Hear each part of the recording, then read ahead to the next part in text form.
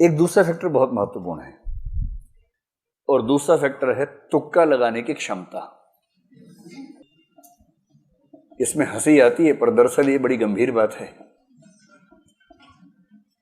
हंसी आपको तुक्का शब्द से आ रही है, दरअसल मैं बताना चाह रहा हूं कि तुक्का बहुत वैज्ञानिक वस्तु है। तुक्का बहुत यादृच्छिक या आर्बिट्रेरी मामला नहीं है, बहुत वैज्ञानिक चीज है। चलिए हम समझने का प्रयास करें। जैसे जनरल कैटेगरी में मान लीजिए कि आप एग्जाम दे रहे हैं और आपको 110 या 112 मान लेते हैं, 56 प्रश्न आपके ठीक होने चाहिए। आपका स्कोर 112 हुआ और आप प्रीलिम्स में क्वालिफाई हो गए, ठीक है। अब 56 प्रश्न आपके सही हैं, इसका मतलब है नेगेटिव मार्किंग हटाने के बाद इतने सही हैं। जो यूपीएससी का नेगेटिव मार्किंग का तरीका है वो बड़ा ही सिस्टमेटिक तरीका है। नेगेटिव मार्किंग का मेथड संक्षेप में समझ लें, बहुत वैज्ञानिक है। उसका फायदा क्या है, नुकसान क्या है, दोनों बातें स्पष्ट होनी चाहिए। मेरी जनरल सलाह ये है कि तुक्का जम के लगाइएगा परीक्षा में, लेकिन मैं उस सलाह पे आने से पहले वजह समझाना चाह रहा हूं आपको। और ये सलाह सबको नहीं है, किसको नहीं है ये आपको खुद जज करना है अभी की बात सुनने के बाद। जनरल सलाह यही है। लेकिन नेगेटिव मार्किंग का यूपीएससी का बड़ा सरल सा नियम है कि अगर आपका एक प्रश्न सही हुआ तो उसमें 2 नंबर मिलेंगे, और यदि आपका एक प्रश्न गलत हुआ तो उसमें सही होने पर मिलने वाले अंकों का 1/3 कट जाएगा, तो 2/3 आपका माइनस हो जाएगा। 2/3 का सरल सा मतलब क्या हुआ, कितना हो जाएगा, 0.66 नंबर आपके कट जाएंगे। अब इस तरह से बात समझना मुश्किल लगता है, इसको हम सरल भाषा में समझते हैं। मान लीजिए कि आपने पेपर देखा, उसमें प्रश्न क्रमांक 1, 2, 3 और 4, आपको चारों का अता पता ही नहीं है बिल्कुल भी। आपको यह भी नहीं समझ में आ रहा कि ये वही पेपर है जो मैं देने आया था, कोई और पेपर है, समझ नहीं आ रहा है, कुछ भी नहीं पता आपको उसके बारे में। ऐसे 4 प्रश्न हैं। यूपीएससी ये नहीं चाह रही कि तुक्का मारने वालों को नुकसान हो। कहीं कहीं नेगेटिव मार्किंग का पर्पस क्या होता है कि तुक्का लगाने वालों को नुकसान होना चाहिए। यूपीएससी केवल ये चाहती है कि तुक्का लगाने वाले को फायदा ना हो। मैं उम्मीद कर रहा हूं कि आप दोनों का अंतर समझ पा रहे हैं। तुक्का लगाने वाले को नुकसान हो ये मंशा नहीं है, तुक्का लगाने वाले को फायदा ना हो मंशा ये है। कैसे ये मंशा है, सिंपल प्रोबेबिलिटी है कि चारों प्रश्नों में 4-4 ऑप्शंस हैं और आपको एक भी नहीं आता है।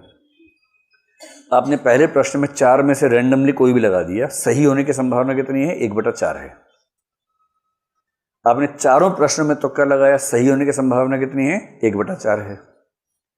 सिंपल लॉ ऑफ प्रोबेबिलिटी कहता है कि आपका 1 ठीक होगा, 3 गलत होंगे। 1 ठीक होने से 2 नंबर मिलेगा, 3 गलत होने से 2 नंबर कटेंगे, और इसका मतलब है कि आप 0 के 0 हैं। अगर आपने 4 प्रश्नों में तुक्के लगाए तो स्कोर आपका 0 ही रह जाएगा।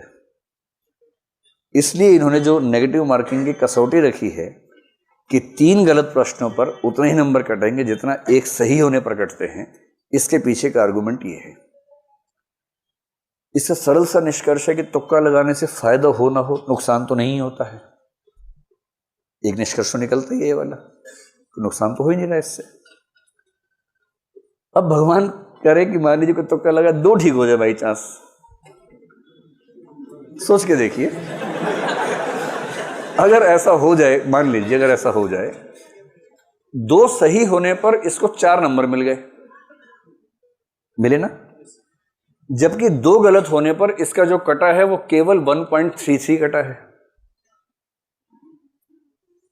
और इसका मतलब यह हुआ कि अब ये बराबर नहीं है, अब इसको 2.67 मार्क्स का शुद्ध लाभ मिला है, केवल इस वजह से कि इसने 4 में से 2 तुक्के सही कर दिए। आप मेरी बात समझ गए। और यदि कोई तुक्के में इतना माहिर है कि 4 में 3 ठीक कर दिए उसने, 6 नंबर मिले, नुकसान कितना का हुआ, केवल 1 गलत, 0.66, 5.34 का उसको शुद्ध लाभ मिला। और असली बात यह है कि अगर आपको प्रीलिम्स क्वालिफाई करने के लिए 56 प्रश्न करने हैं, मेरी समझ में यूपीएससी देने वाले 5 लाख लोगों में से मैक्सिमम 5 ऐसे होंगे, या बहुत मानूंगा तो मान लूंगा 20-30 ऐसे होंगे जो बिना कोई प्रश्न गलत किए 56 ठीक कर सकते होंगे। इस एग्जाम की नेचर, मतलब अगर आपने एग्जाम दिया है या कम से कम मॉक टेस्ट ठीक से दिया है तो आप समझ सकते हैं। कोई अगर ये कहता हो कि मैंने 56 प्रश्न किए, 56 के 56 सही किए, बाकी को हाथ ही नहीं लगाया, ये सब हवाई बातें हैं। जितने अच्छे लोग हैं उनमें से अधिकांश 40-45 के बाद टें बोल जाते हैं। 40-45 तक हो सकता है कि हाँ ये मुझे आता है, ये 3 कथन है, तीनों मुझे आते हैं, ये सही होगा या गलत होगा, एकदम एग्जैक्टली बता देंगे। 40-45 के बाद तो एक गेम चलता है, गेम ऑफ एलिमिनेशन, जिसको हम सीधी भाषा में बोलते हैं तुक्के की प्रतिस्पर्धा। ज्यादातर सफल लोग वही हैं जो तुक्का अच्छा लगाते हैं। मतलब पढ़ते तो अच्छा है ही, अच्छी पढ़ाई के साथ साथ अच्छे तरीके से तुक्का भी लगाते हैं। तुक्का कैसे लगता है उसको समझे। तुक्का शब्द थोड़ा हास्यास्पद है, उसके पीछे की जो गणितीय विधि है हमें वो समझने की जरूरत है। अब अपने 56 की 112 है। एक तरीका और है, आप इसमें 4 प्रश्न जोड़ दीजिए कि आपने 60 प्रश्न सही किए, 12 प्रश्न गलत किए, तो भी आपका स्कोर 112 ही रहेगा। कितना सरल है। अगर 56 प्रश्नों से 112 मिले, आपने 4 ज्यादा सही कर दिए और 12 गलत कर दिए, 4 सही से आपको उतने नंबर मिलेंगे जितने 12 गलत होने से कटेंगे, आपका स्कोर उतना का उतना रहेगा। इसका और भी तरीका हो सकता है, आपने 65 प्रश्न सही किए और आपको 30 प्रश्न 30 गलत करने का ऑप्शन मिलेगा। 56 चाहिए ना, नहीं 27 प्रश्न गलत करने का विकल्प आपको मिल गया और उसके बाद भी आपका स्कोर कितना है, 112 है। मैं दावे से कह रहा हूं कि अगर कोई कहता है कि मैं 56 ही करूंगा और 56 ठीक कर दूंगा, तो वो या तो झूठ बोल रहा है या मजाक बना रहा है। वो दरअसल इनमें से कोई ना कोई ट्रिक चुनेगा कि 60 सही करने हैं, 12 गलत करने हैं। मतलब गलत करने हैं ऐसे नहीं, गलत हो जाए तो कोई बात नहीं, सही करने तो पर्पस हो सकता है, गलत करने का पर्पस होगा। 65 सही करूंगा, 27 गलत हो, 92 हो गए, 8 प्रश्न छोड़ दूंगा। ये एक अच्छी अप्रोच हो सकती है। अब इस लेवल पर आकर मैं आपको एक निष्कर्ष समझाने का प्रयास करता हूं। मेरी सामान्य राय, जिस पर अभी आपको काम करना है अपने स्तर पर, क्योंकि हर व्यक्ति के लिए एक समान दवाई काम नहीं करती है, बीमारियां अलग अलग हैं, दवाइयां अलग अलग ही होंगी। सामान्य राय में बता रहा हूं, सामान्यतः कम से कम 80 से 90 के बीच में प्रश्न अटेम्प्ट कीजिएगा। इससे कम करेंगे तो ज्यादा संभावना है कि प्रीलिम्स नहीं होगा। और इसका सीधा सा मतलब है कि छोड़ने का मामला लगभग 10 प्रश्नों पर ही होगा कि 10 को आपने छोड़ दिया।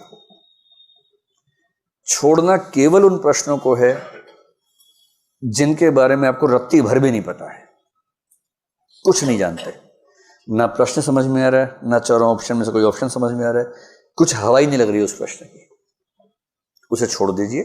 ऐसे प्रश्नों की संख्या अधिकतम 20 होनी चाहिए, आमतौर पर 10, 12, 13 से ऊपर नहीं होना चाहिए।